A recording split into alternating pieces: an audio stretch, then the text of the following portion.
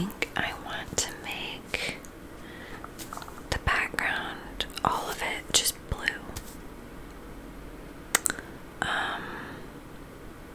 The only thing I'm concerned about painting over the blue is with the planets, but it'll be fine. We're gonna make the entire background blue and kind of go from there, but it can be nice to start with a wash. If you were here on my last painting, you'll see that I painted the entire thing black. Sometimes you can do a wash in the sense where you kind of block out the major shapes, which I could do with this, but I think I'm essentially just gonna start out with blue and then go from there. So we're excited. So we have this really nice big bristled brush, and I'm just gonna cover the entire canvas with water. I have a table right here with a towel over it, which is great because I can just wipe off my brush on the towel, so it's a really smart idea. How's your night so far?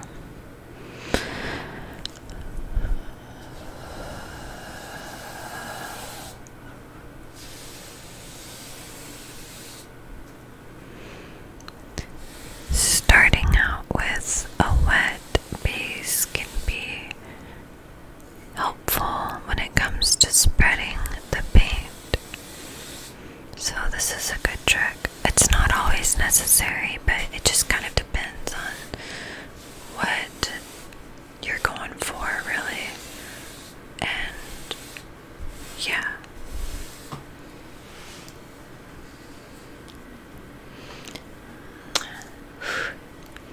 Thank you.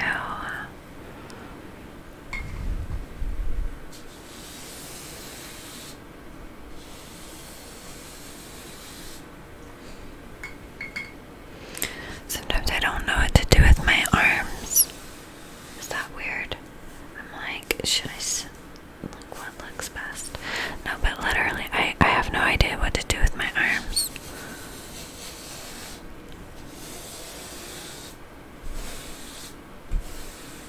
Now you guys are gonna be looking at my arms and being like, overanalyzing it. I'm kidding.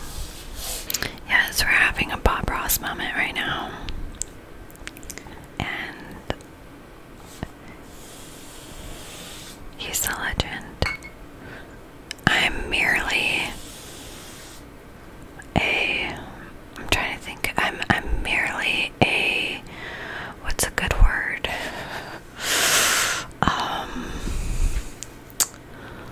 Peasant. I'm a peasant.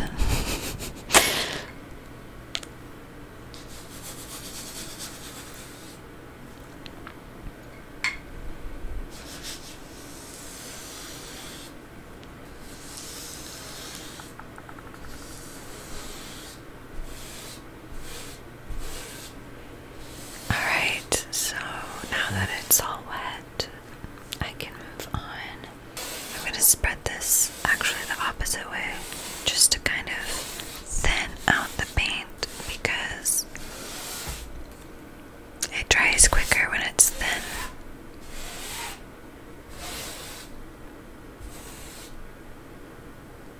Oh, I thank you. I'm glad my limbs and posture is perfect.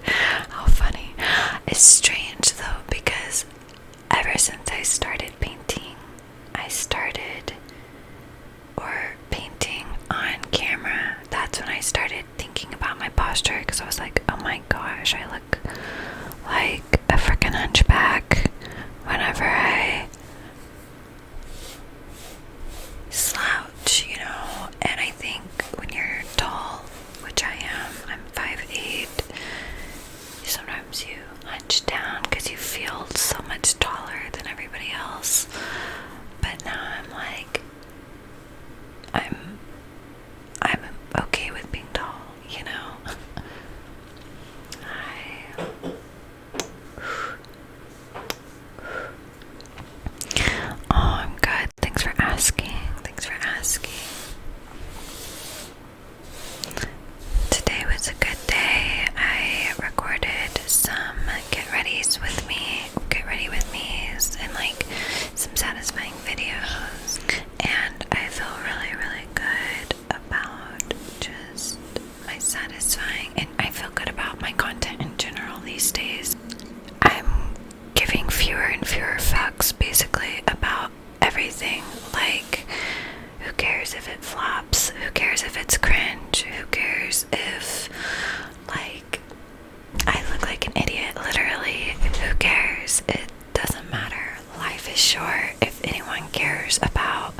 engagement or likes in 2023.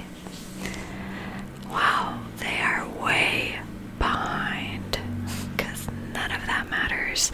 Literally the only thing that matters is expressing yourself and making a difference in someone's life, even if it's just one person, even if that one person is you. So when I paint something or make something or put it out on the internet, it's changing my life, and that is worth it.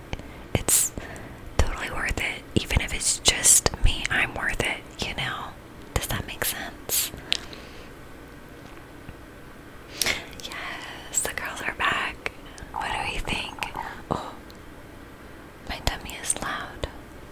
Bad tummy. No, I'm kidding. I love my tummy. And I love you. Keep the jokes coming. I love them. As long as they're appropriate. You have to be a stand-up comedian to tell inappropriate jokes. No, but it always depends on the crowd. I'm excited. I'm actually gonna go see a comedy tonight, or not tonight, Friday night, and oh my god, I can't freaking wait. I'll have to let you know how it is, or how it goes. I'm going with my sister, and we're gonna get drinks, have a night on the town, like Sex in the City. Very glamorous.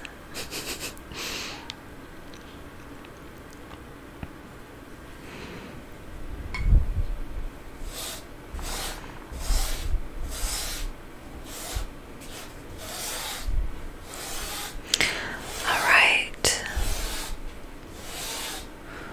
So this looks good. It kind of needs to dry a little bit.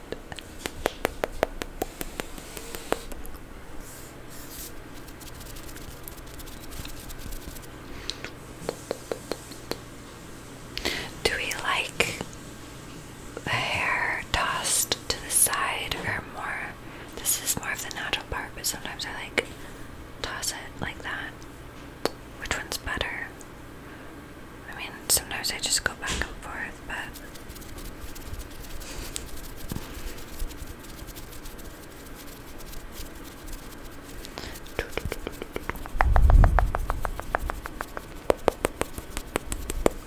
the middle is more humble. I know. Okay, so this the side part it is, because we're not humble. Not tonight. There's nothing humble about me. Alright. Look, I need new paintbrushes. See? It's like the thumb joke. Did you guys ever have people do that? Like, oh, when you were a kid, they would be like, oh, I got your thumb. Wait, can you guys see it? They would go like that. That was so dumb. It was always like dudes who did that joke too. It was never girls. Alright. Let's see if this one is, yeah, this one's still intact. Very funny. Yeah, but for whatever reason, my tummy is nice and growly tonight, so lots of growling noises. Hopefully that's okay. Alright, so all of the planets are gonna be kind of like a weird color at the moment. But I'm basically just kind of blocking it out, if that makes sense. I'm not really painting it for real, for real. So it's basically outline slash wash. So the differences between an outline and a wash is like outline is literally delineating the shape. So going around the shape, whereas a wash is like going through the shape, blocking it out as a full-on thing. We like it. Thanks, honey. I love you. You're such a boost in my confidence. I just need to keep you and put you in my pocket and save you for a rainy day. someone talk about when it comes to compliments. Sometimes it's hard for us to digest the compliment right then, which is why we constantly like return the compliment. We're like, oh, you too. But instead of doing that, say thank you, and then mentally put that compliment in your back pocket for later. So that when you're having a bad day, you can pull it out and think about it and realize, oh yeah, I remember that time when so-and-so said this about me. I really needed that right now. So keep that little trick on hand.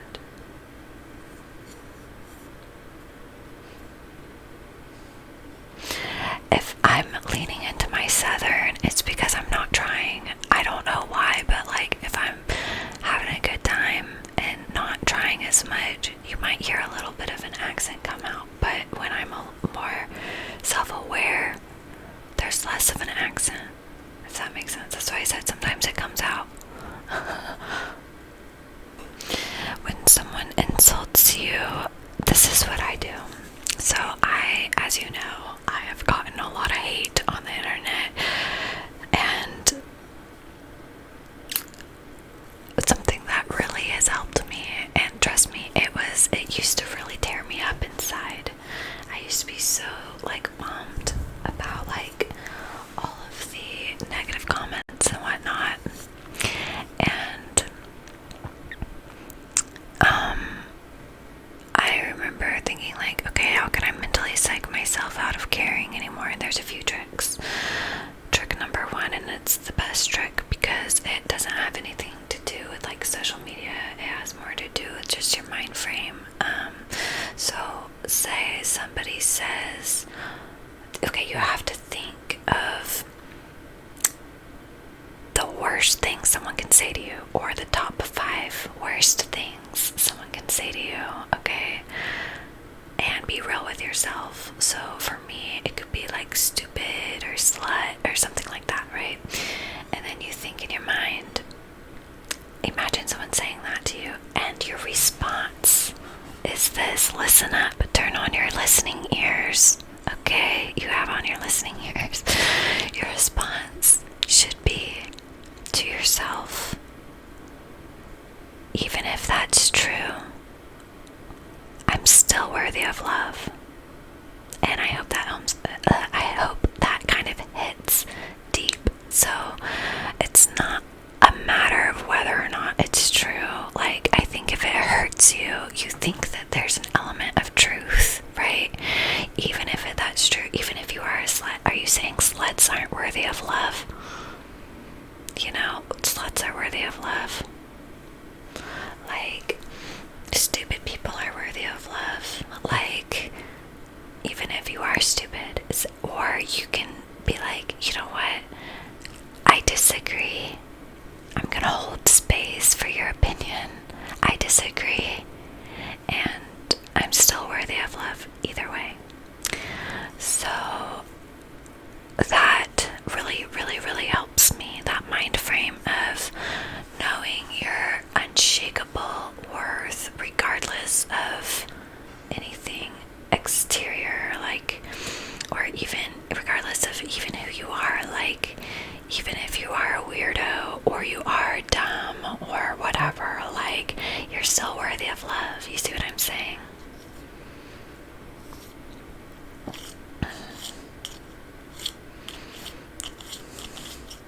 And in terms of just internet hate, I have come to truly embrace internet hate. One, after really kind of adopting that mindset that I told you about, of like just now, of like being worthy of love regardless. Aside from that, the other truth is, if you're receiving online hate, it's because you're doing it right and you're going viral. If you do not have internet hate, you have to ask yourself, are you really being authentic? Because sometimes, and most of the time, when you're authentic to yourself, it's gonna kind of backlash, or it's gonna bother somebody, right? It's gonna trigger someone, whether it's a controversial opinion or the way you exist or whatever. And so, you know, overall, if you have haters on the internet, it's because you have 3 times as many people who fucking love you, and you just kind of have to realize that that comes with the territory and take it as a compliment that they are giving you the time of day. Because if you think of it, if someone strongly feels anything about anything that you create, that strong feeling in and of itself is a compliment, because it would be more of an insult as a creative for people to just be indifferent and just be like, meh, it's okay, whatever, or just forget about it entirely, which is what most people do. They just see something and they're like, okay, that's there, and they forget about it, regardless of how many views it has, right?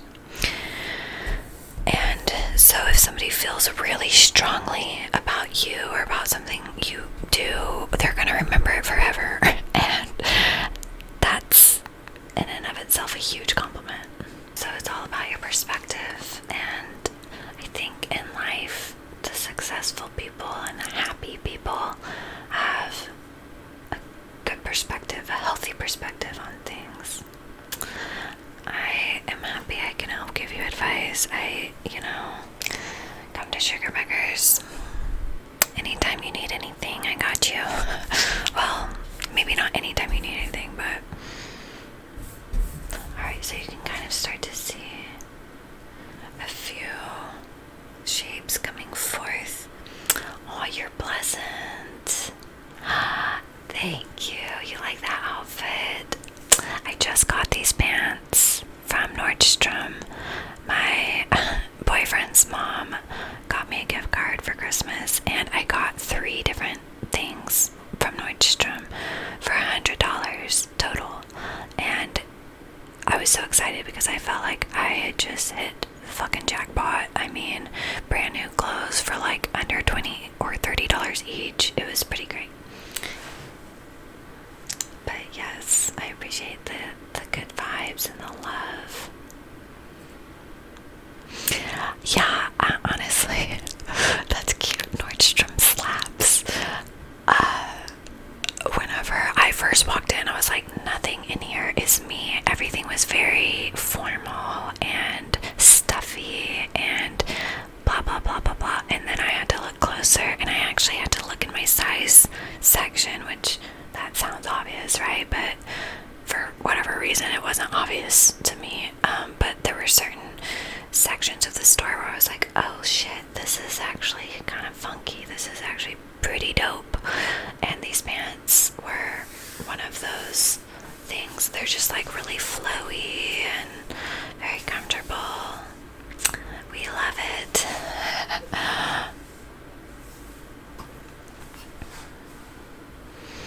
Yeah. Actually, I feel like that this needs to be down lower, this mountain, but I can, we'll see. I know right now it doesn't really look like much, obviously, but if you have been around me, or if you've watched one of my painting videos or whatever, you'll know it usually looks like shit for like 99% of the painting, and then in the last like couple of minutes it's like, oh damn, it came together. think of your life that way. All of a sudden in the very last days it all makes sense. The top is actually an Amazon purchase, and it's technically a bralette, so it's somewhere between like underwear and a top. But it works as like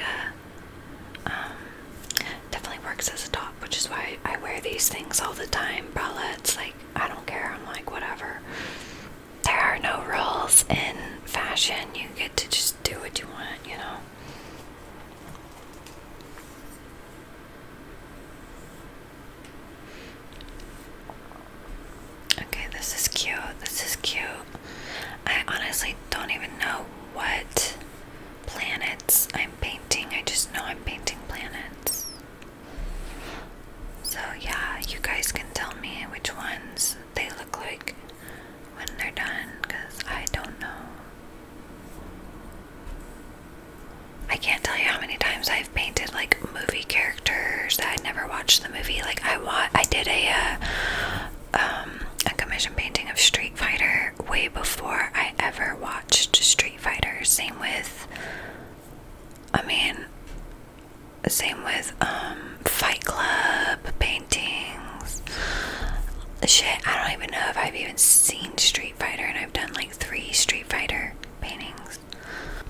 I've always really enjoyed outer space things, like outer space visuals. I've always enjoyed looking up at the sky and looking at the stars. Where I'm from, Oklahoma, there's beautiful open skies where you can see the Milky Way even, and it's just really beautiful. It's the ear-to-ear setting. Hopefully it sounds nice and balanced. I mean, it should. And you better be able to hear the brushstrokes or I'm gonna be so pissed. I'm gonna just need to punch somebody. No, I'm kidding. Stretch. I gotta stretch. Here's another planet. So we have 1, 2, 3 sound. We have 3 planets and a moon. Well, this will be a moon. I want it to be rounder than what is in my reference image. And if you can't get it exactly round, then you can kind of like fool the viewer by just evening out the brushstrokes. Is kind of hard to explain. Alright, now for the indication of, like, here's like a side of the road using 1-point perspective, pretty much. And you imagine a point like right here. It's kind of confusing because there's the point of the mountain over here, but there's like 1 point over here, imaginary, where all of the perspective is going to go towards that imaginary point. Sometimes it can be helpful to draw the point. You can do 2-point perspective, 3-point perspective, all of that.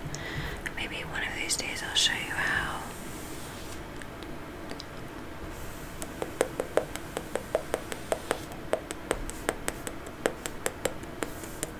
I guess the point would be more like right in there. Alright.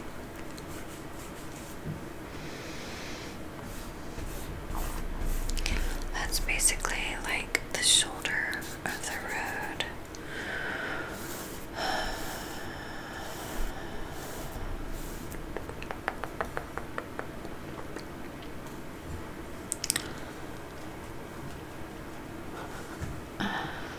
I'm Bugger Ross. Hi, nice to meet you.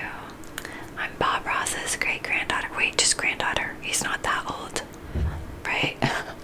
Alright, also don't believe me, because I'm full of lies.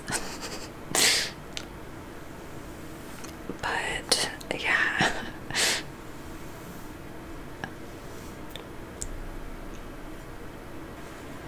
Alright, we're gonna try not to get paint on myself today. Unlike last time I painted on video.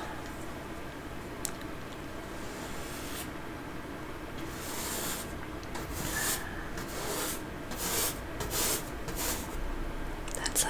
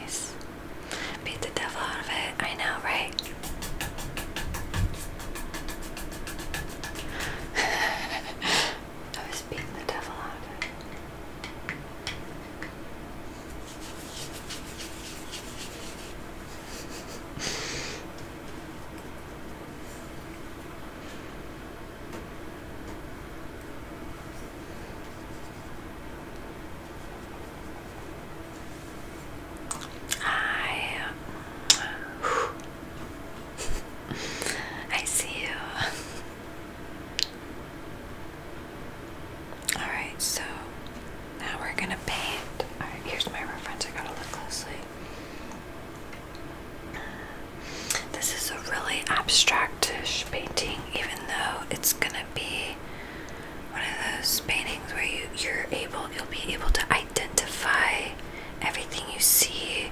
It's still not gonna be like hyper realism, if that makes sense. Like, it's gonna be somewhere in between imaginative, dreamlike, painterly, and believable. Like a little bit of everything.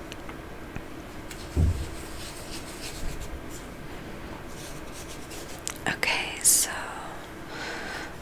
painting a little bit of a figure in the center, and right now I'm just kind of blocking everything out before I get too carried away with any detail. Just keeping everything very general and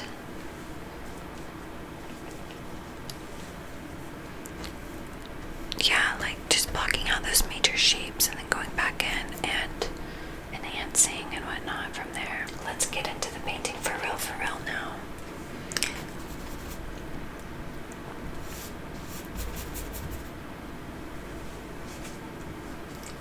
I'm gonna add some red into the sky.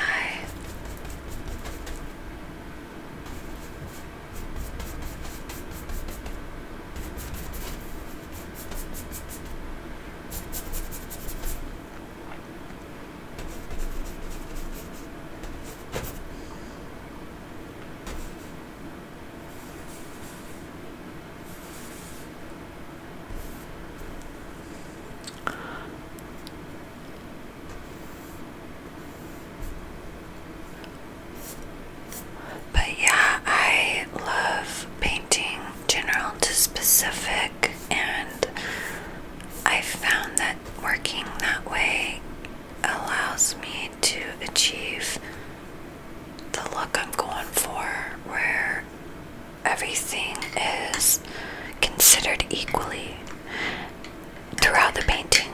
So there shouldn't be one part of the painting that is overly worked than another part, in my opinion. All of it should be worked kind of the same, unless you're super intentional about it. Like, sometimes you can intentionally focus your energies in certain parts of the painting, but even that requires you to work on everything, and then you kind of I'm trying to think of the word. You come to a fuller realization on certain parts of the painting than other parts of the painting, if that makes sense. And the moments where the painting is less worked somehow are activated by the moments where the painting is overly worked, but it still needs to be intentional, if that makes sense. And even if one part of the painting is less worked, when I'm doing that, because I don't know the term, like one part of the painting might be just more freely painted than another part, where other parts of the painting are more just realistic, or just more focus was put on that part to develop it further. And yeah, that tension between the two can be like an interesting conversation throughout the painting. I've been selling artwork since I was a kid, and the times in my life where I didn't sell artwork was because I intentionally told the world that I was not selling artwork. But that didn't mean that people didn't want it, But yeah, I do commission paintings. I do all kinds of art. Do paintings for myself. I sell paintings after I'm done making them. And I have a lot of paintings that I don't sell that just kind of collect in the attic or the basement, and that happens literally all the time. So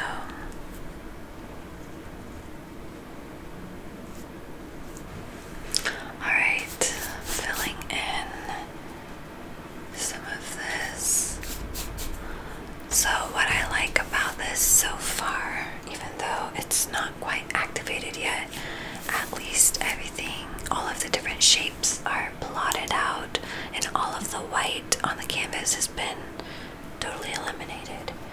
that's a good place to be, because if you're fighting against the white, that's just like such a frustrating feeling. Like when you're trying to cover up all the white space, it feels so much better whenever the majority of the white is already gone, if not all of it, within the first, I don't know, 20 minutes of painting. And then that way you don't have to feel like you have to, like, I don't know, work against it, if that makes sense.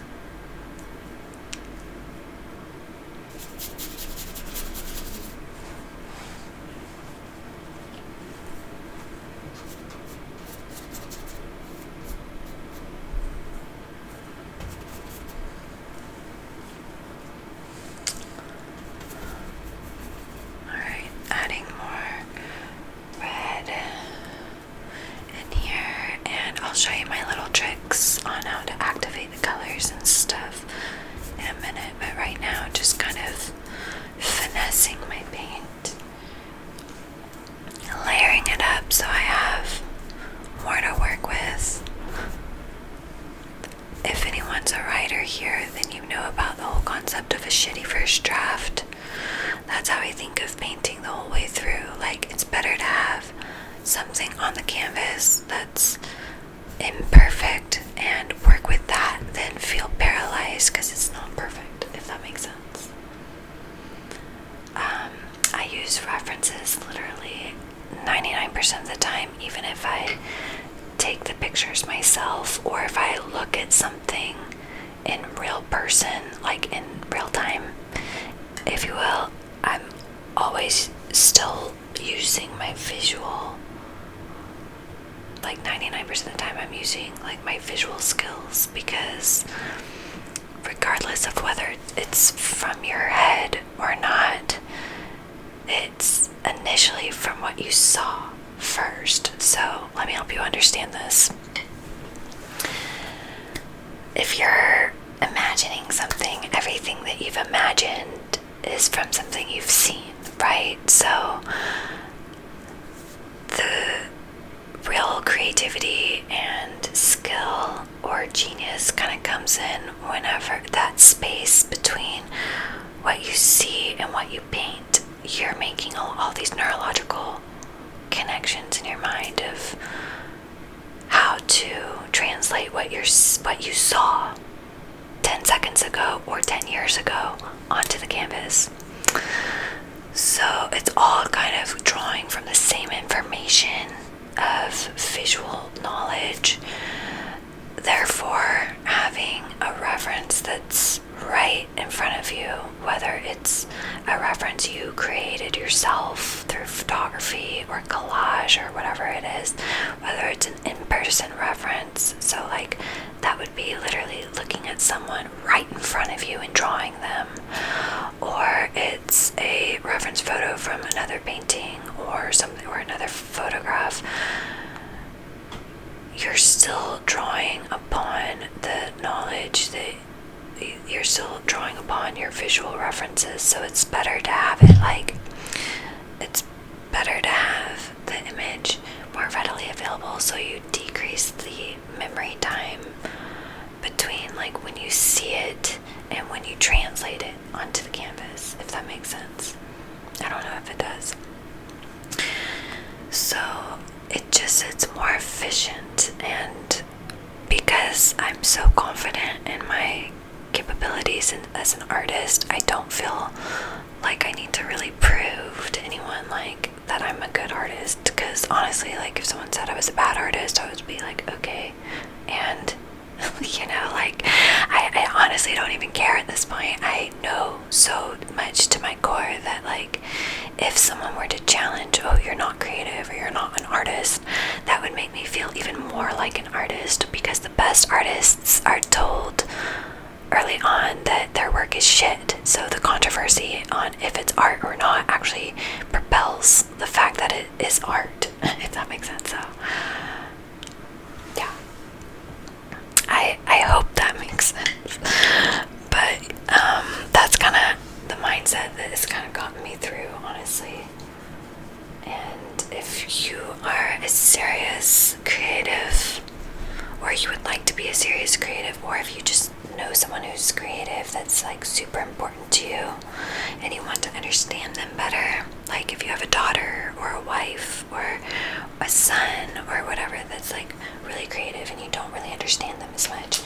that you want to, read the book Art and Fear. It's the best creative art book I've ever read in my life, and it really shapes my philosophy about art in general and creativity.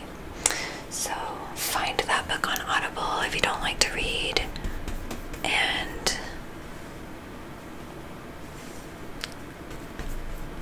just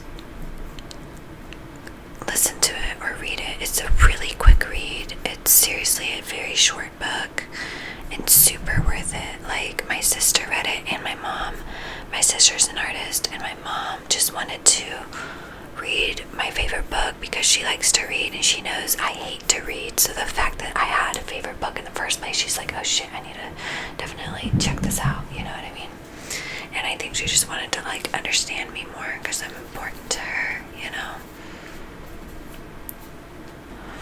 It's Art and Fear, A-R-T space and A-N-D space F-E-A-R.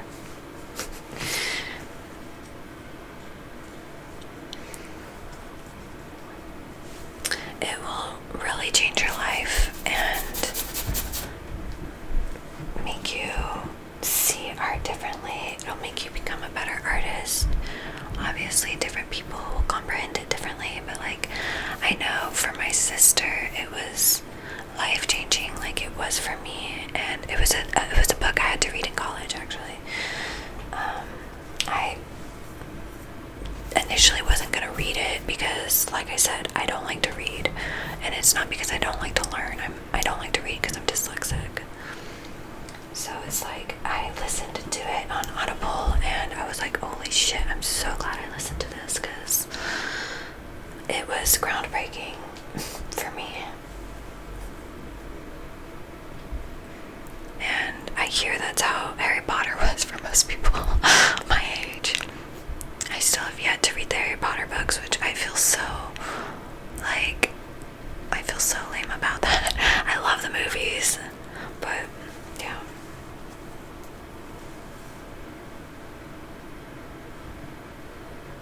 Yes, that's it, by Ted Orland. And I think there were a few other artists, authors as well.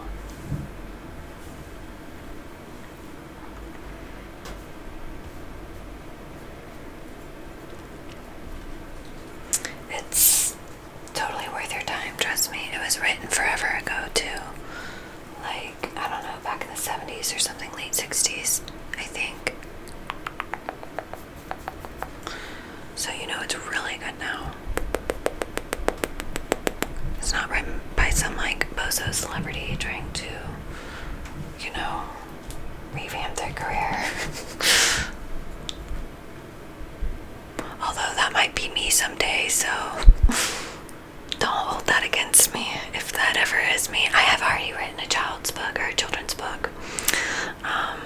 So don't be surprised whenever I release that, and it's not out of nowhere. I wrote it years ago, and I'm excited to eventually release it, but I need someone to edit it. It's a whole thing, you know? I need to find like an illustrator, and you're probably like, oh, why don't you illustrate it? Well, it's because I'm not an illustrator. I'm a painter. And although illustrators may know how to paint, not all painters know how to illustrate. I don't know how to illustrate because I learned how to paint, not illustrate. They're totally different things. Illustration is telling like a full-on story with the imagery.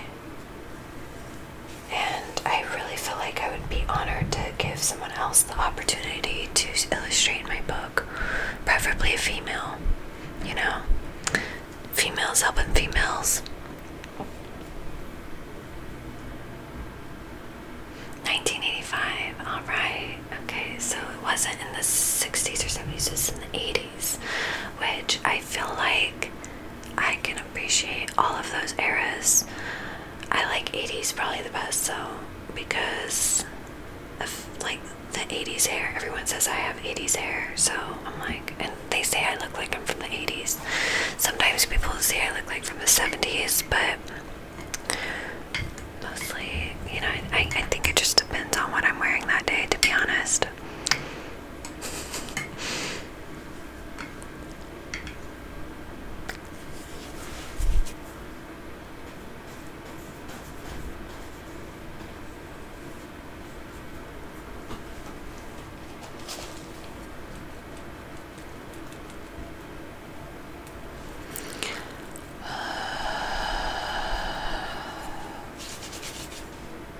Just grabbing my paint.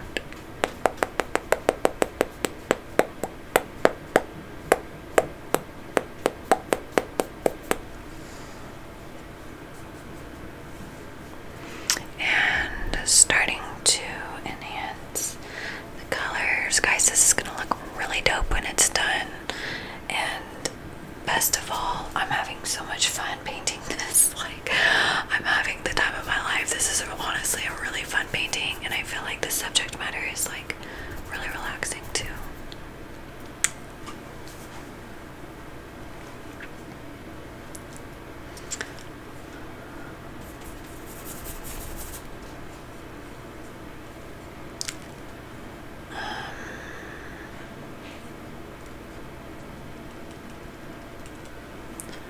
Let's make this a bit more solid before I work on some of the other parts of the painting. As you can tell, I'm working on like the backgrounds a lot rather than like the physical objects of the planets. I'm going back and forth between the two though. But sometimes the background, like just setting the space for the objects to like exist within, can be a really good way to go about it, if that makes sense.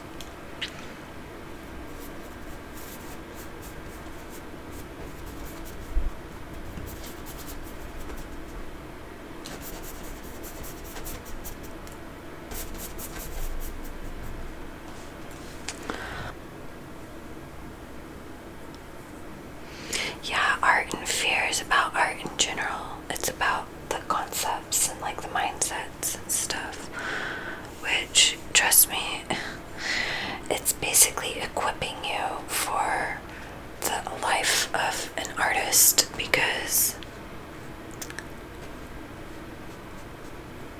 all you gotta do is take an art class somewhere, like a local art class at your whatever, you know, to learn the skills, you know, the basics. But like, if you understand these concepts, it will prepare you and kind of set you up for success as you're navigating the life of artistry. I don't know if that's really the way to say it, because most people quit being an artist because they don't understand these things. Like, there's not very many like active artists these days, and part of it's because our society just doesn't really, like, we love art, we just, as a whole, we don't understand the value in artists, I think. Which that can change, of course. I mean, used to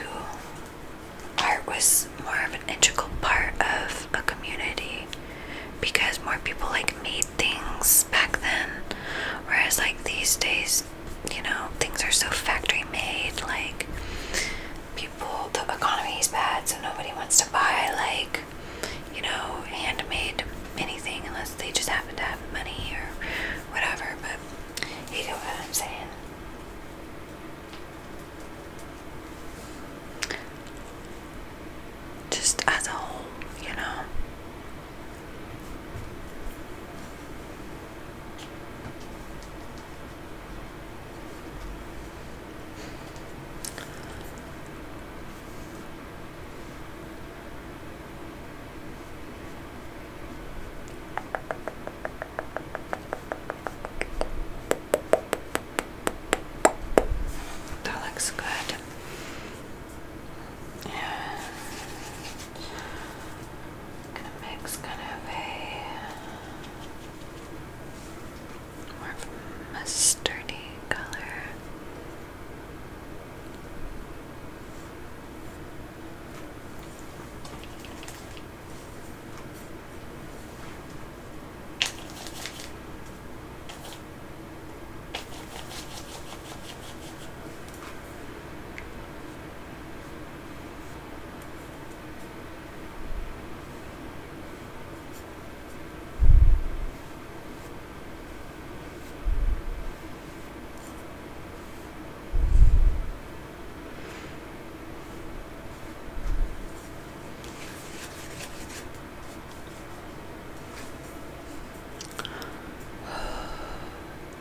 As you can see, I am gradually adding more definition and detail to my intergalactic scene, which I really don't know what we should call this painting, but I guess we can decide after it's done.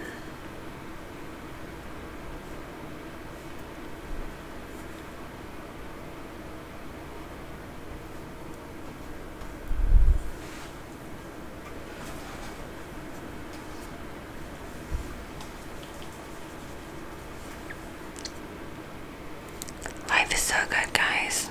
Trust me, it's really fucking good. And the more you believe that, the better it gets. And, you know, I've seen some really hard times in my life. Maybe I'll let you guys in on everything in a video or something at some point. But I just, after going through certain things in my life, I've realized that, if you can get through something, you know, and you will get through it stronger and better, you know what I mean? So, if things aren't good right now, just know, hang on tight, because better days will come. When you find healing, when you find yourself, better days will come. You'll look back on this season, if it's a rough season, with gratitude. Seriously, I look back on my rough seasons with a lot of gratitude, because I had to learn those lessons one way or another. And honestly, even if you didn't need to learn a lesson through the bad shit you went through,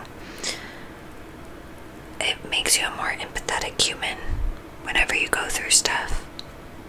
And it makes you more connected to reality, to be honest, because the majority of people, they suffer in life, if not everybody. So just see it as a blessing, honestly.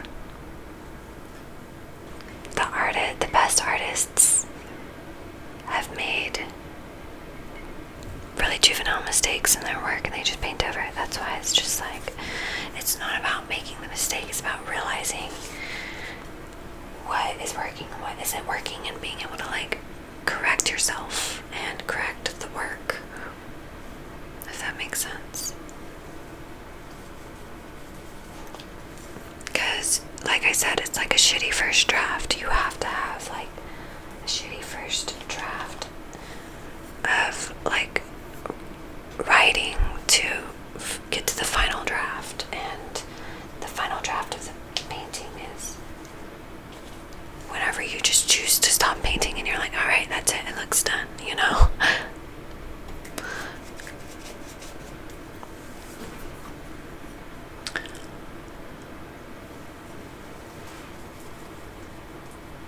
But I love being a redhead. It's my new favorite thing in the world.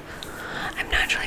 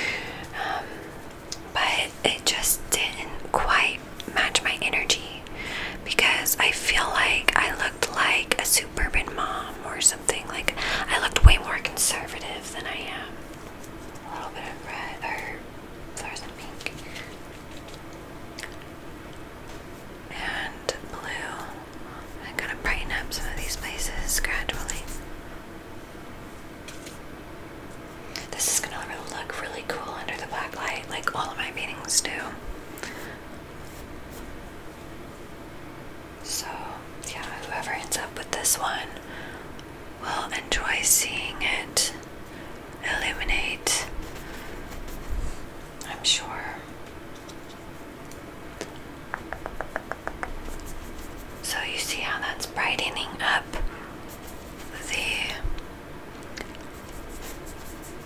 red just by adding like some moments of pink and stuff.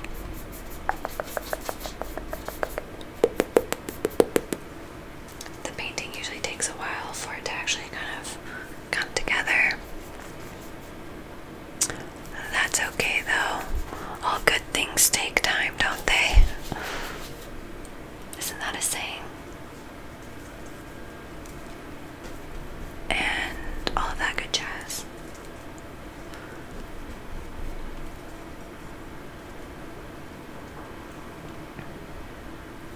I'm really glad that you're feeling good at the moment. Just remember you're a glowing ball of vitality and light. So just embrace that. And keep telling yourself that.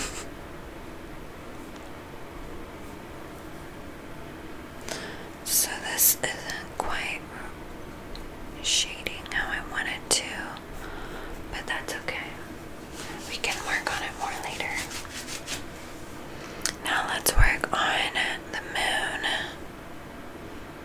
And there's going to be a lot of moments throughout this painting that it's just all of a sudden it's going to pop because, like, see, you just add a little bit of fluorescent paint here and there in the right places and it activates everything.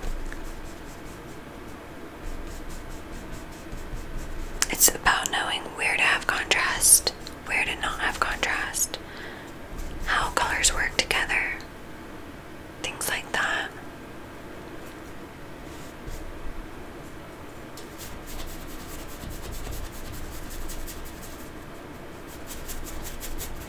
But yeah, I keep wanting to maybe offer art classes in Patreon or something, but the thing is I don't know if anyone would sign up for it, which I guess it's a risk anytime you do anything, you know. I don't know. I'm considering it.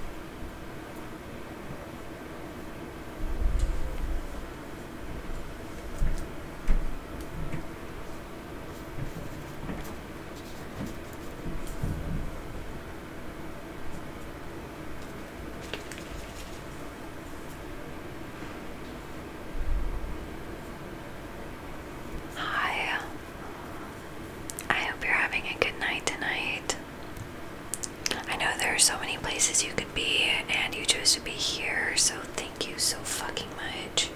I can't thank you enough.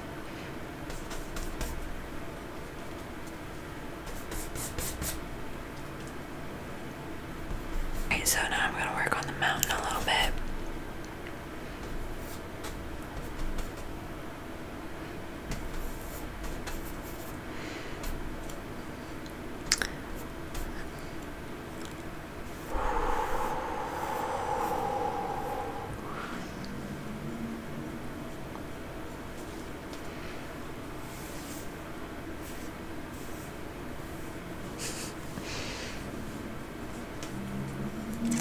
This is definitely one of those paintings that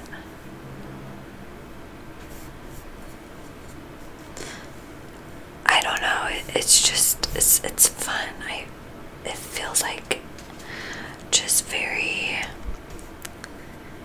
carefree, and I like that. It reminds me of all of the hipsters I've ever known. Maybe that could be what the painting is called, all the hipsters I've ever known. I mean, but you know what I mean, because I feel like every hipster is like into outer space, sci-fi, intergalactic, anything. But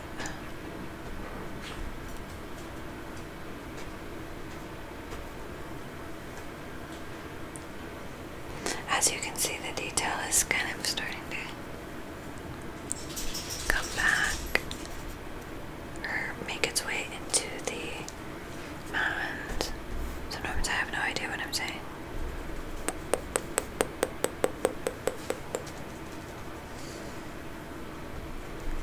Okay, I need more blue.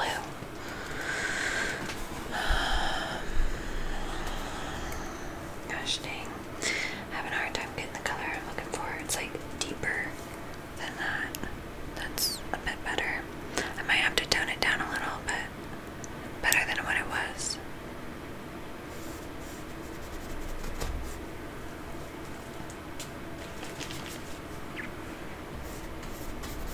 A lot of painting has to do with simplification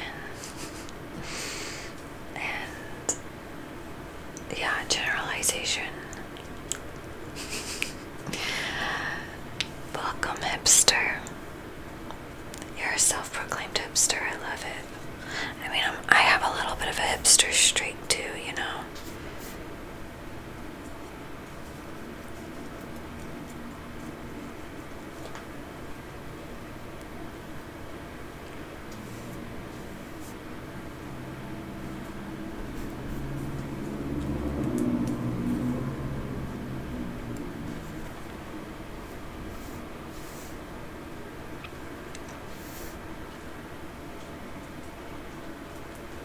I need to add more white very shortly. Very soon.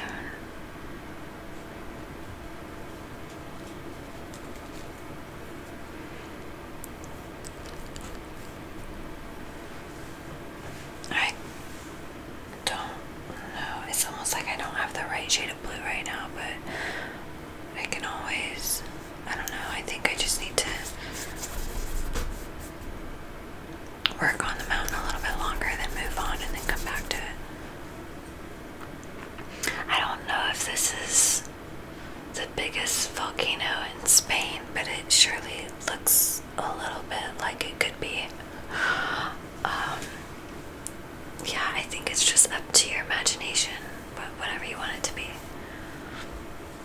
I don't even know which planets these are. I mean, I'm assuming that's the moon, but other than that, I'm just like, okay, these are planets. Yay. I did it. Gotta stretch. It's a good thing I shaved my armpits. You're welcome. And you're lucky, because sometimes that's not the case with me, you know.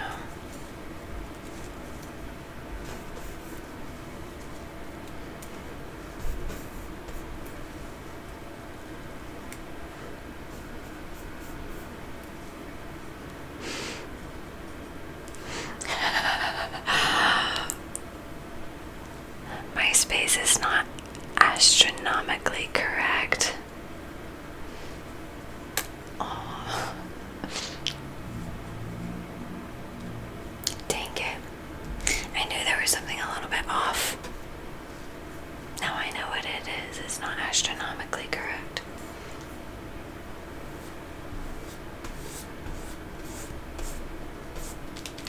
Upward and onward.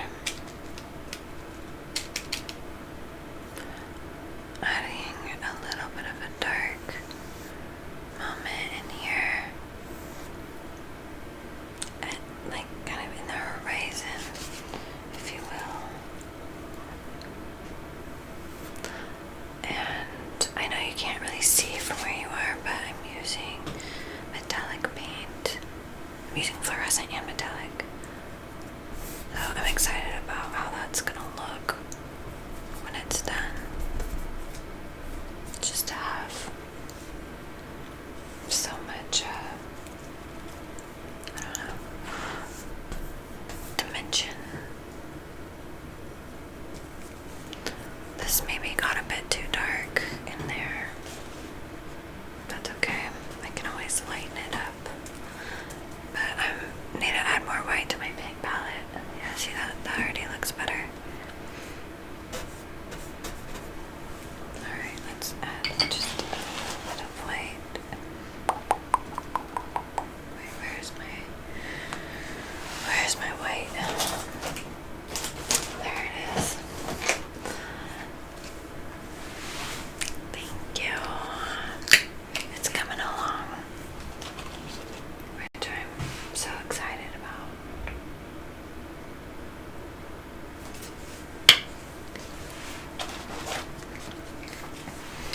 Alright, I'm gonna mess up my hair. Fix you with my hair in the monitor. I'm sorry if it's cringe.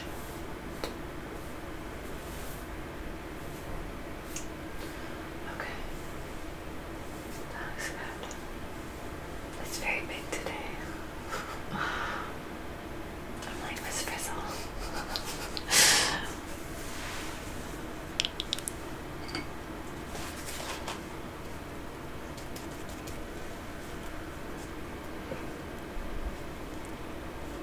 Alright, that looks good. Just a little bit of definition in there.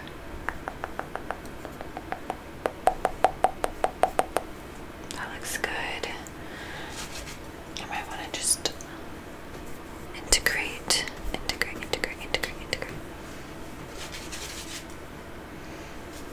So I have like a lot of contrast. I'm just kind of toning it down. That looks good. Alright, now focusing again on this little strip of land happening. It's a little bit ambiguous what's going on back here. But ambiguity is an important element of painting.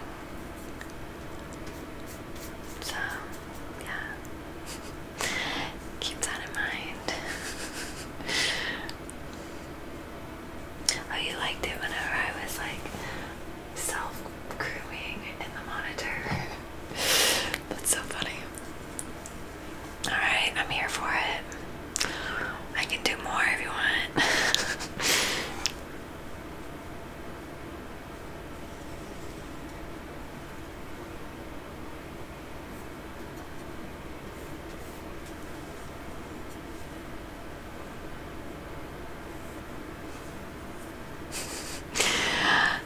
Ambiguously lovely. That's sweet. You're lovely. I'm glad you're here. Thanks for sharing this evening with me.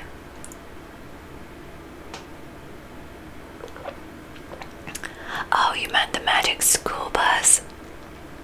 Nice. I'll keep that in mind.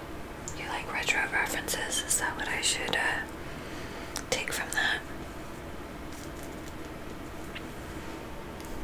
I can't believe that my childhood is officially retro.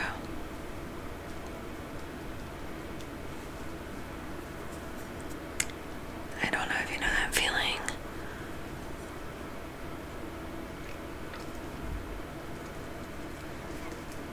But it's good. It's all good. What's really cool about aging is all of your people age with you. Like all of the people that you graduated with or that are your age, they age with you or they die, which is obviously horrible. I've had literally like so many people I've graduated with, so many friends die, which is like so fucking mind-blowing and sad. But yeah, I mean, when you think of that, you realize, wow, aging is a blessing. It's a natural part of life, and it's way better than the alternative, at least at this point in my human experience. I mean, when I'm like 95 or something, I might want to like go ahead and just die, but right now, no, I'm okay with aging.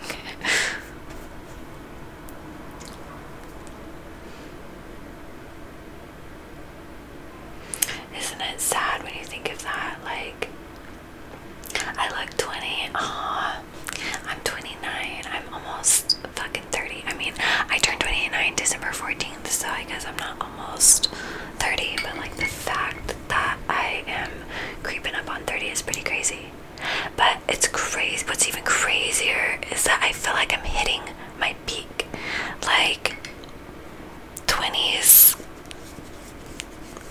is so much what everyone says. It's a lot about like growth and learning about yourself, learning about life. Like I feel like I'm finally starting to know who the fuck I am, and it's like, come at me, world. I'm ready. I'll be a MILF. I better be a MILF.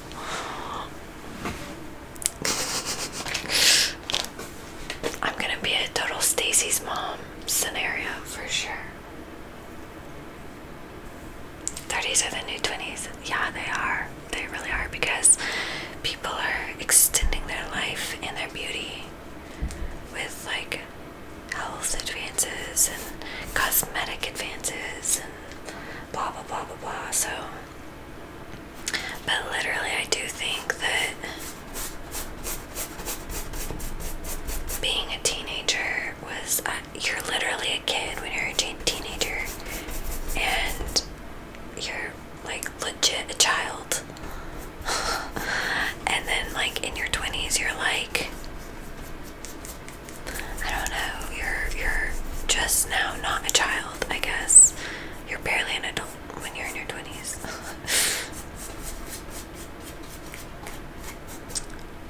And I know that's like a general sweeping statement, but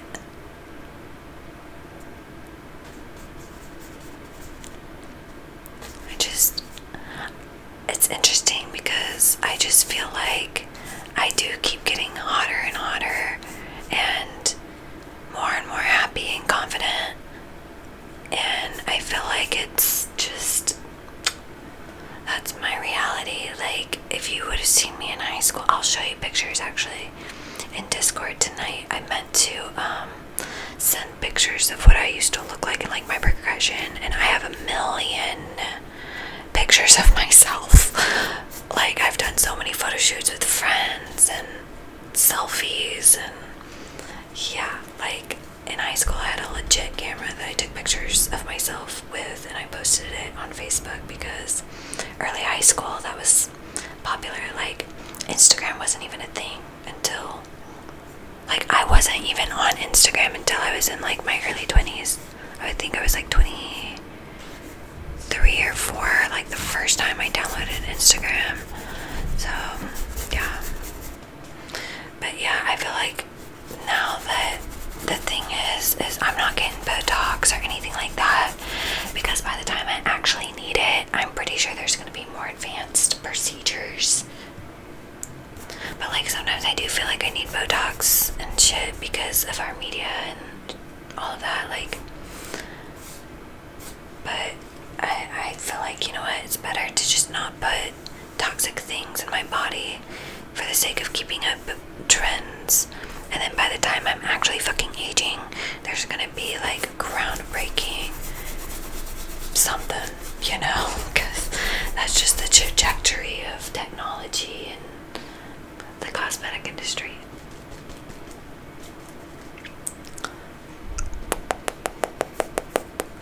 But you really are as young as you feel. Arguably, you're as young as you look these days, too.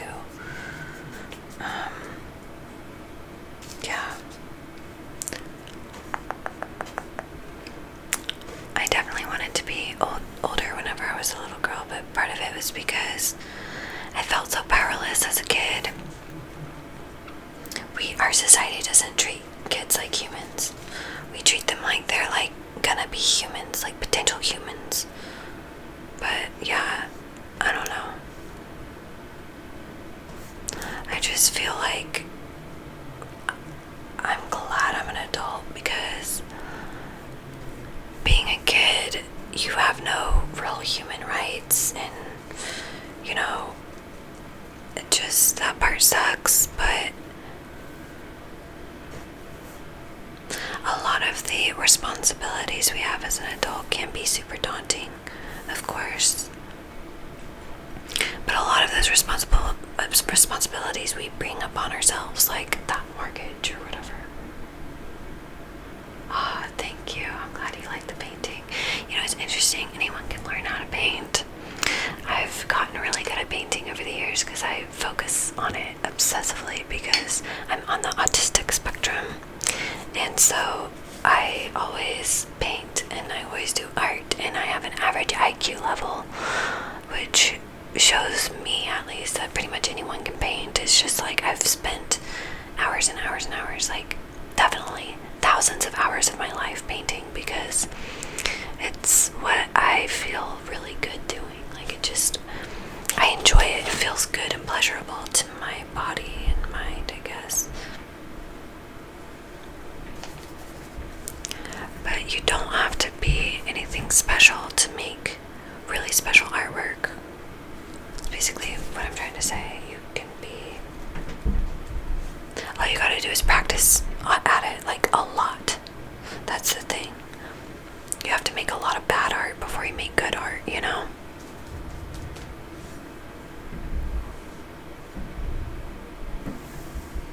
I'm making this angle a little bit more dramatic. You're good at making bad art. Well, arguably make good art then, because bad art is good art, because good art is boring and bad art actually is challenging mentally to the viewer, which is what art is for. I mean, like, I think being a good artist has a lot to do with feeling like you can express yourself relatively freely, you know? And so it's always frustrating whenever you have like something in mind and you can't really do that thing, but sometimes that missing the mark is where the art kind of happens, if that makes sense. Everybody brings up stick men and their capability to draw stick figures whenever I talk about art. It's kind of cute. It's definitely a reoccurring go-to statement amongst non-artists. And every time they're like, "Oh, this is so funny, I can draw stick people." It's honestly cute though. I like it. My parents were really, they wanted to protect my childhood too, but I was abused, unfortunately, as a child, and I won't say more because I don't want to bring down the vibe. And so that kind of informed my view of the world and my awareness of how little say I had in it all, if that makes sense. So being a kid was really, really hard for me. I was also bullied ruthlessly. And there was just a lot of stuff going on. So I do feel kind of sad. I feel like I missed out on like a true, authentic childhood experience, if that makes sense.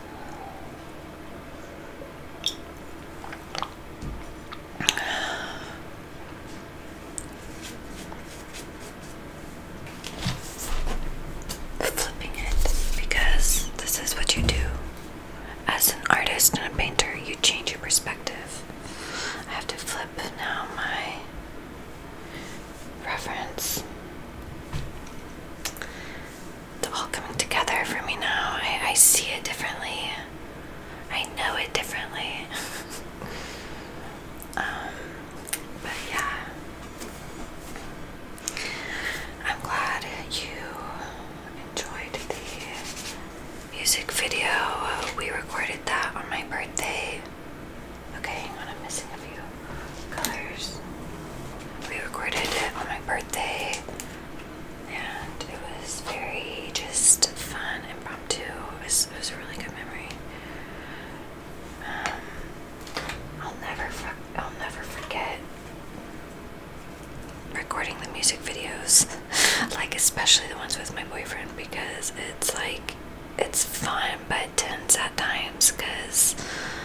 both have our own ideas. Okay, I don't think I need any more pink. I have to be really sparing with these smaller tubes because they're more expensive. These are Holbein. It's German luminous colors. So these are all the fluorescent paints that I kind of like tastefully integrate into the painting. Do you like the lights? I strung them up right before I started just to kind of give it a festive vibe. This one is almost too big, but I like that because I'm gonna smooth out the some of these brush strokes with the bigger paintbrush, and I'm just gonna be fearless. I'm gonna be bold. I'm gonna be daring. I'm gonna mix black, blue, and red to get just like this deep, unforgiving black almost, but it's of course not fully black because we don't want to flatten the space, really. Where everything begins and ends can be subtle and ambiguous, and it's actually more lifelike whenever things don't have sharp edges. It's kind of counterintuitive because we think as we're delineating our subject matter that it's becoming more and more realistic, but really it becomes more realistic when you allow the certain aspects of the painting to be unclear and ambiguous. There's that word again. It's a good word, and it's a really relevant word to painting because it's an important element of kind of everything coming together properly. So I just love you. I'm so glad you're here. Oh shit, I dropped it entirely over here. That's alright. There's actually a shine on my reference image. Okay, so the reference image is a photo of a painting. And although I saw flaws in the overall painting, I was like, okay, I think I can do this and make it better. Like, the idea is a really good idea, you know what I mean? And the concept of it, even if it wasn't done, or executed perfectly, and this probably won't be a perfect execution either, but essentially there is a glare on the painting in the reference photo. Maybe I can show you later. And I'm literally painting the glare because it actually looks good brighter over there. I don't think it needs to be so heavy, but it's not technically part of the actual painting reference, if that makes sense. But it gives it a light structure, even though in outer space there isn't really a light structure because the sun is all around you or something. Like, there's not like the same shadows that we know it on Earth.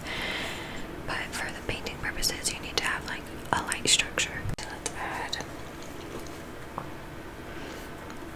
more definition and just, I don't know, the mountains need work back here. I'm not drinking the paint water. But I have drank in paint water.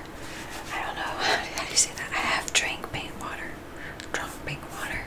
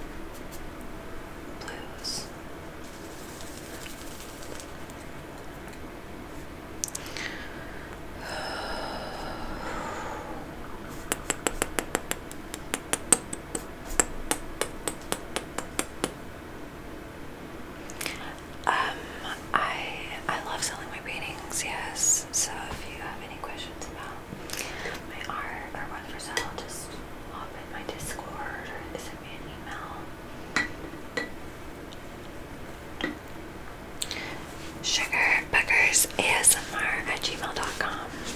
That's my email. If you're not on Discord. And you know how to spell sugar boogers because you can look at my title or whatever.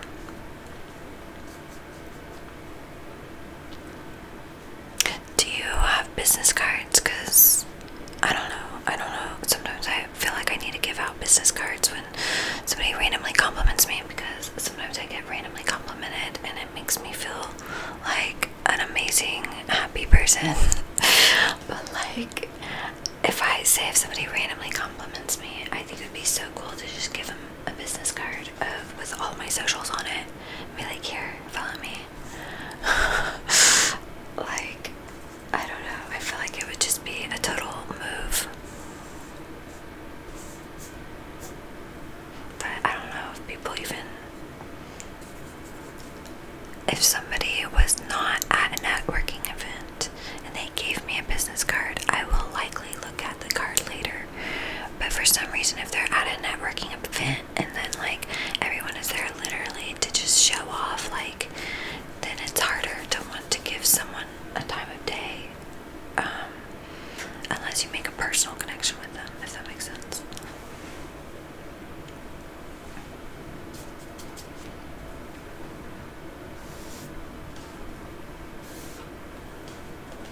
Alright, that looks pretty good.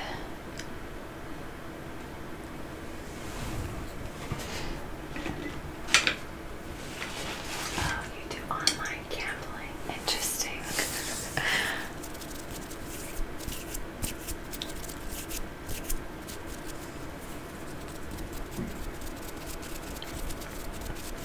Be wise with your money, that's all I can say. But I'm not going to tell you what to do, because quite frankly, I don't give a damn. I cracked myself up.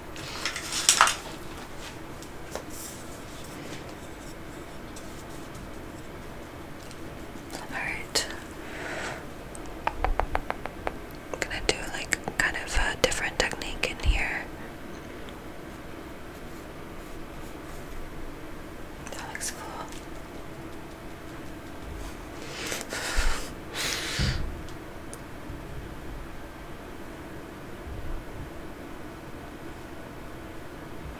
I've never gambled in my life, even though I have been to Vegas. And I am strangely lucky, so hey. Life is good over here, especially with you. So much more fun with company.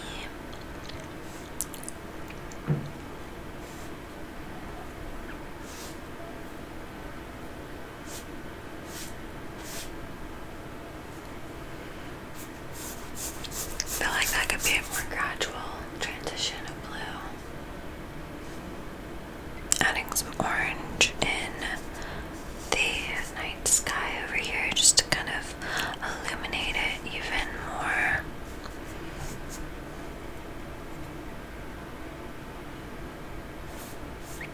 I like brush strokes, so I'm okay if it's very painterly, if you will.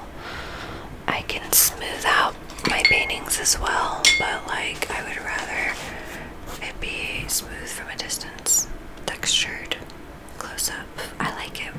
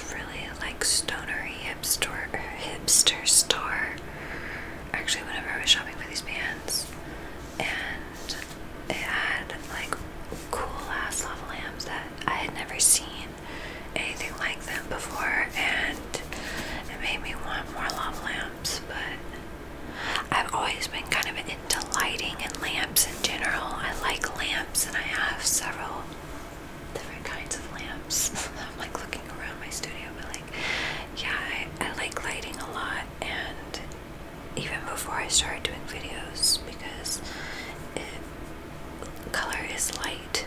That is what color is. It's literally light. So light and color are the same thing. So you can see why I would like both of those things.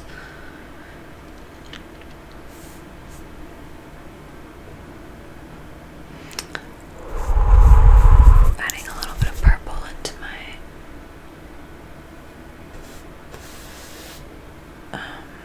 what is that called? Mountain. That does sound nice. We stand for Bob Ross here. We stand so hard.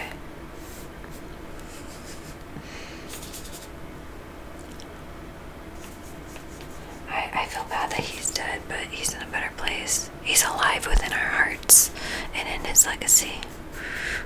That was probably the better thing to say, the second thing. But he is truly, like, whenever I think about, like, the documentary, I don't know if you guys saw the documentary, it was just, like, really, really sad.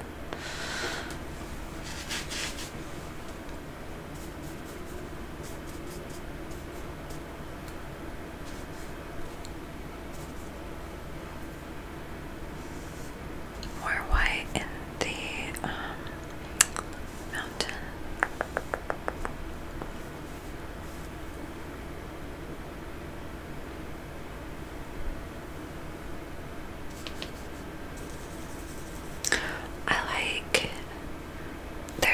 I don't know, I like to kind of take my time in my paintings, but there's also an urgency, I think, when you're really painting. You're seeing things kind of all at once and making a lot of like visual mental connections, which kind of cause you to paint more urgently. I guess that's the only word I can think of. I don't know if this will look good, but I do feel like there could be some warm tones up there just to kind of bring it forward.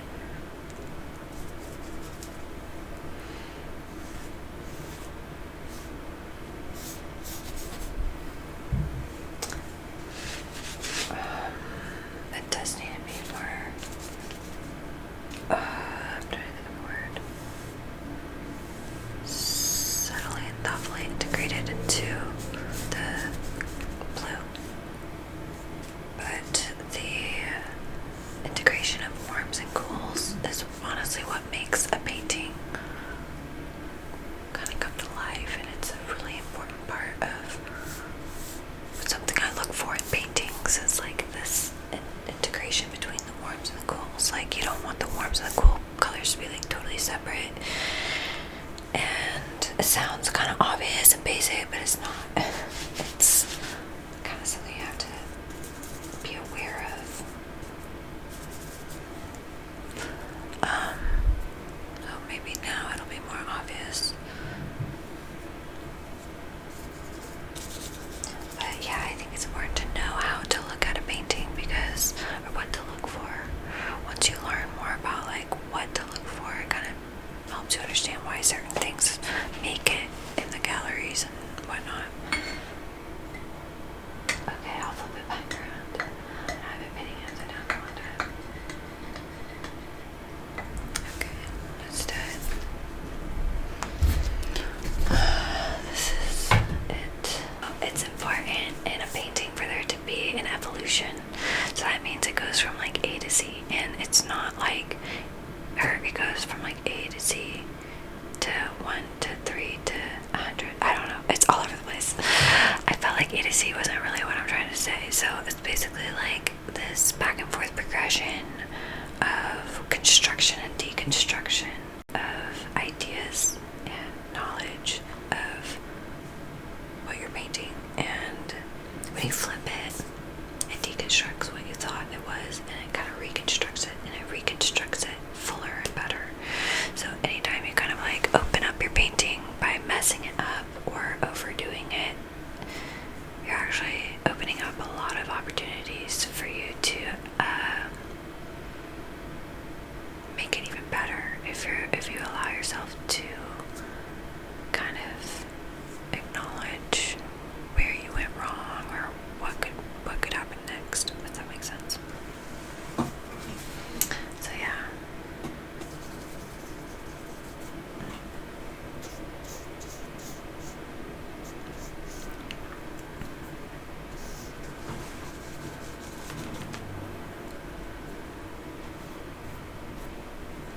is a nice size of brush. I really like it.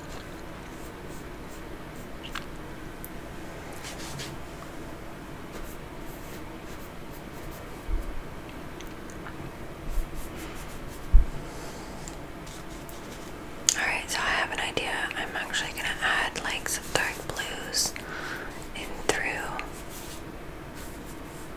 the lighter part of the sky.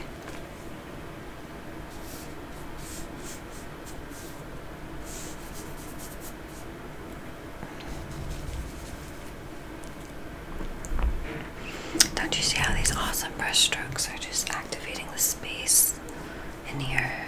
It's pretty great.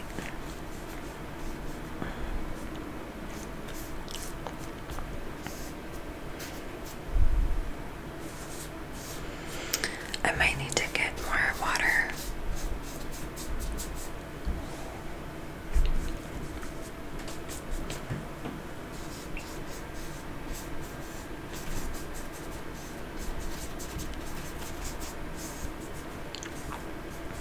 Just kind of integrating some of this pink. Remember what I said about the warms and the cools kind of mingling, making warm, cool babies. Hang on, I'll be right back. I need water. I'm talking too much.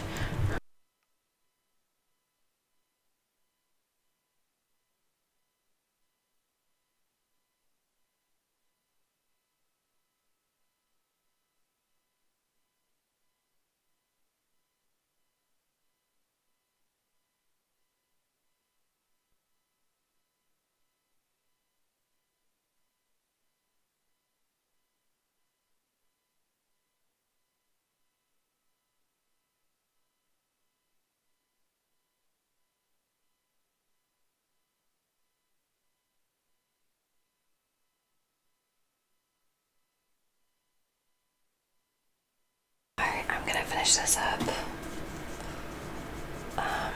And honestly, I don't know how much longer it's gonna take, but your girl's getting hungry.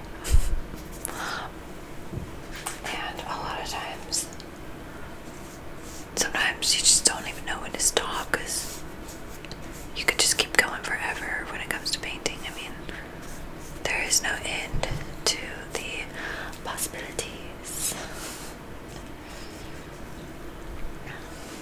Oh, my door is still open. Whatever. It's all good. Hopefully the dogs don't bark again.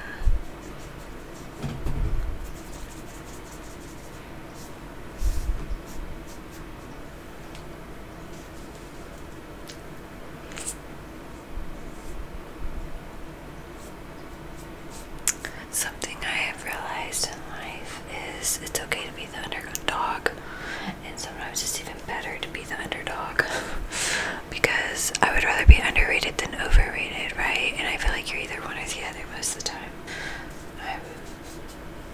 That's just my personal perspective on it. I mean, I used to feel differently, but like now that I just have a better grasp of reality and just the normal, like most people, I don't even know what I'm trying to say. I'm just trying to say that like most people would rather root for the underdog, like unless you're just trying to get clout, which is annoying, and who wants that? You know what I mean? So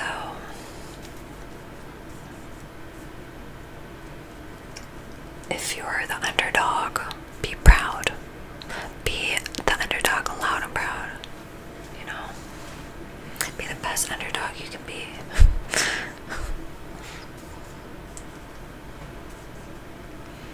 Because I know how it feels. I've been an underdog many times. And I think sometimes it's just like a mindset. Sometimes you just feel like you're the underdog, like you're the victim, or whatever. In life, like, life keeps just kind of screwing you over. It's a mindset, I'm telling you. But like, that's why you have to kind of flip it and psych yourself out of feeling that way by being like, you know what, I like being the underdog. Like, I like being that's like the difference between like the indie artist, like the indie artist versus the pop artist. Like, which one's cooler? Which one would you root for? The pop artist icon or like the indie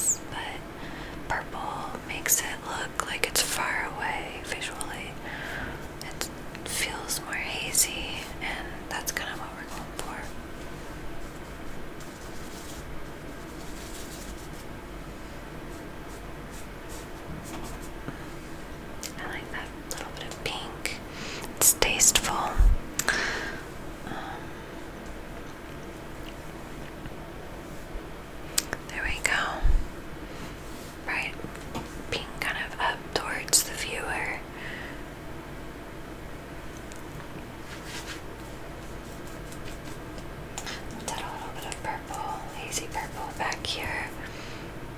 Just integrating it so it's there, but not so bright and forward.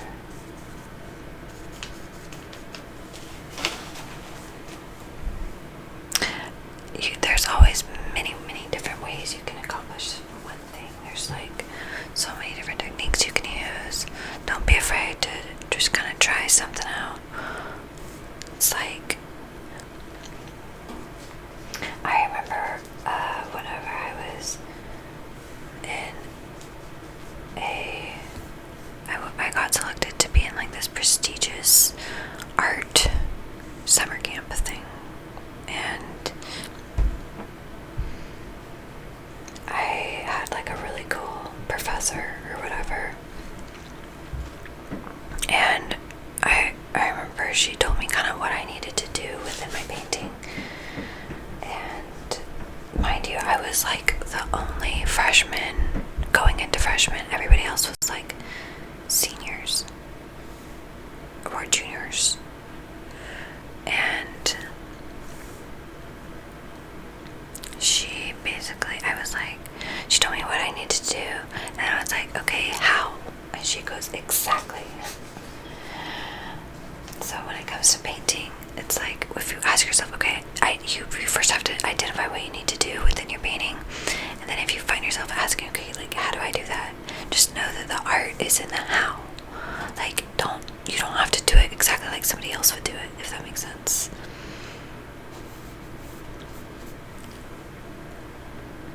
So I hope that resonates with somebody out there who's trying to get better at art making.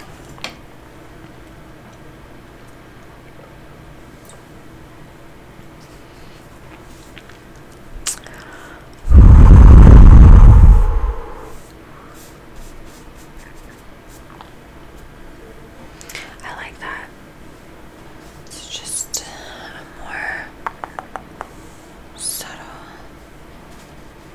I can tell that I'm very much hyperfixating on this area of the painting, but it's an important transition because your eye kind of follows all of that. And to think about where your eye kind of is led throughout the painting is pretty important. Wow, that's a lot of peas.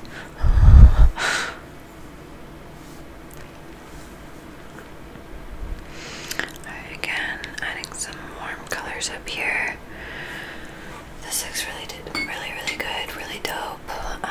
Now I need to add the stars, which most of the time I would probably like flick it, you know. Maybe I can do that. We'll see how. If it works out today. Wow. That was very aggressive. Alright, let's see if this works. It does, yes. Oh wow, that's cool. My elbows are cool. Oh my gosh, we need to add that to the list of weird but not inappropriate compliments. Thank you. No, really, thank you.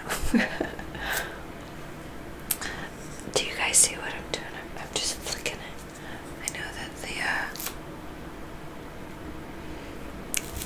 camera is kind of a wide angle, but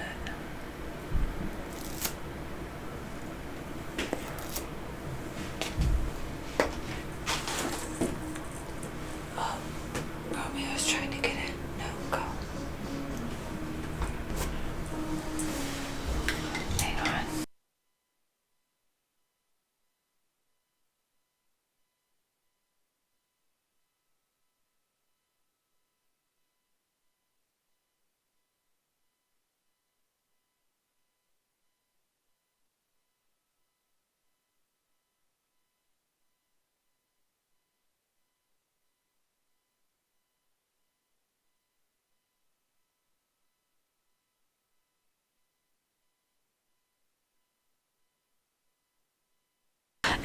the cutest dog you've ever seen. I mean, stop it right now. That is the cutest dog in the world.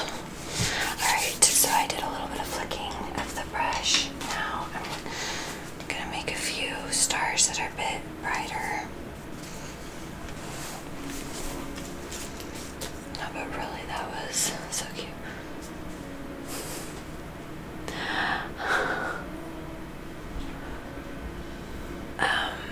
Yes, he's so much fun.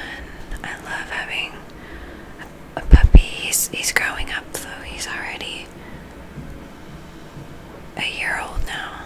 He and I have almost the same birthday. His is December 15th and mine's December 14th. Now, isn't that something?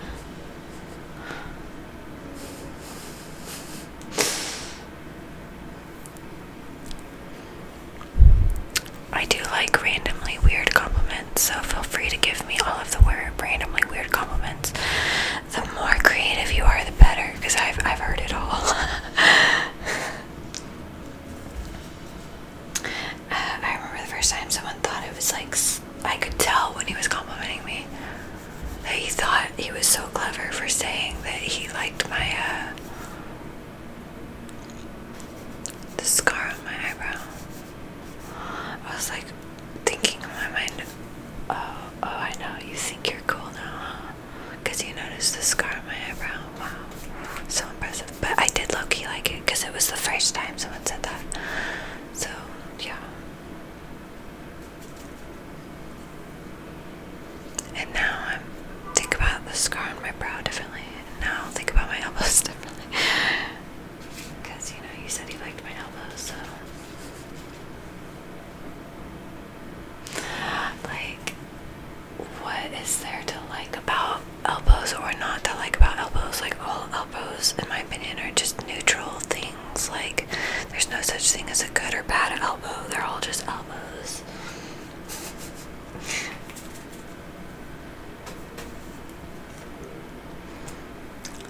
Like, does the elbow work?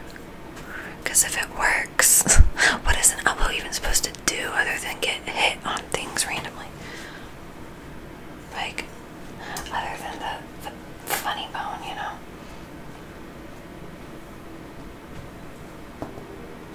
The funny bone is a bitch, I'll tell you that. The funny bone can literally go fuck itself.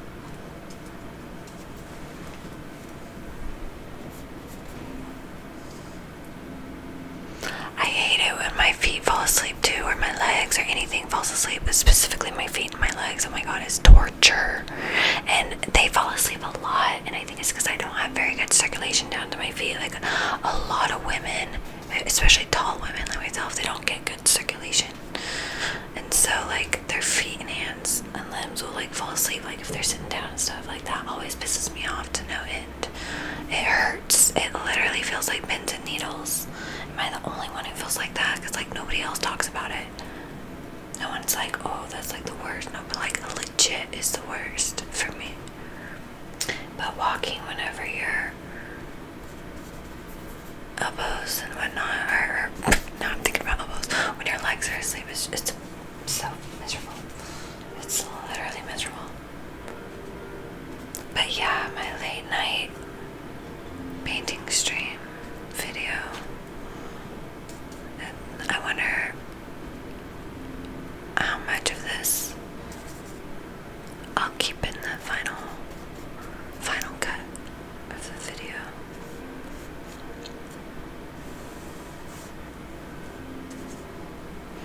We'll see.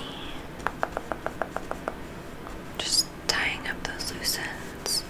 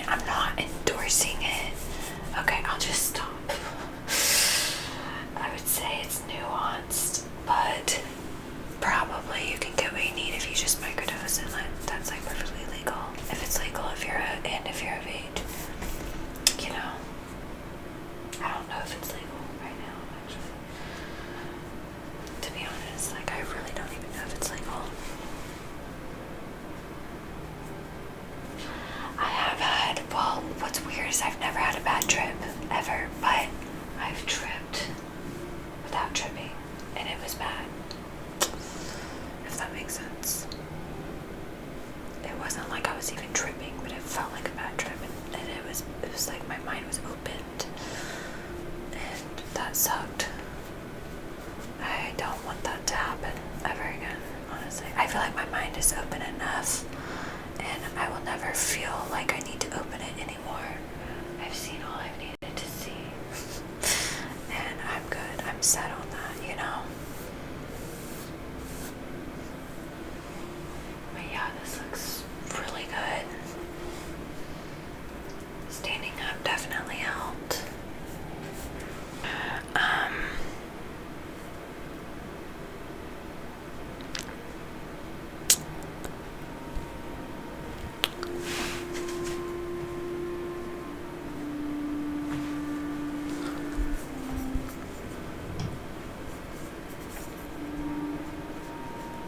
They're just kind of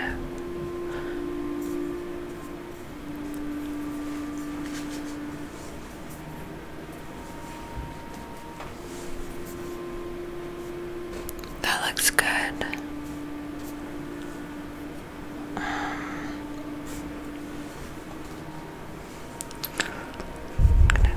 Cut that in and then add the shadow back in that was previously there.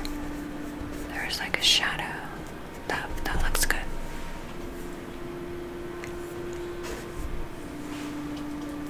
Add just a little bit of green in there. Make his arm look like it's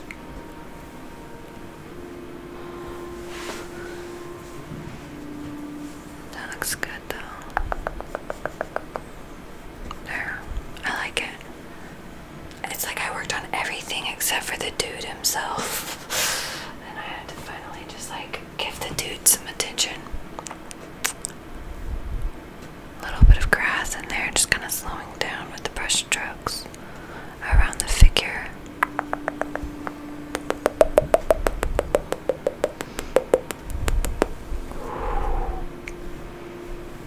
That's nice.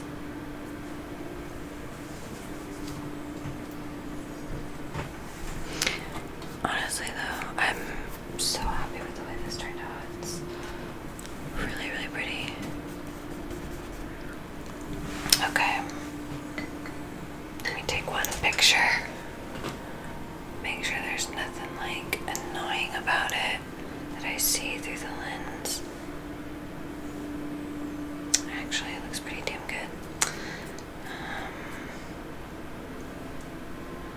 There is one small thing I can blend this.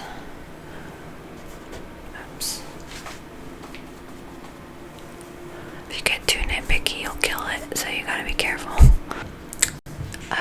Thank you for being here. This is really great. I had fun.